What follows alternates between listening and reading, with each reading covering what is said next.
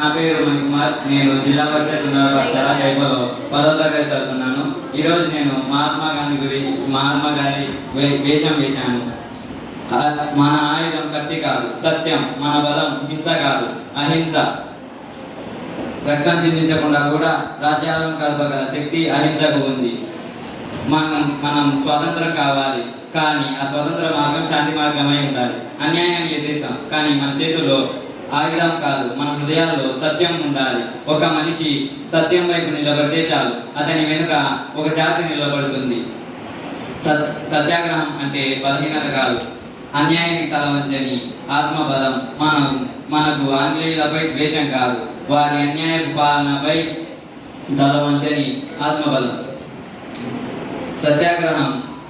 సత్యాగ్రహంలో నేను ఎన్నో ఊళ్ళు తిరిగాను, అలానే ఎన్నో ఊళ్ళలో పర్యటన చేశాను.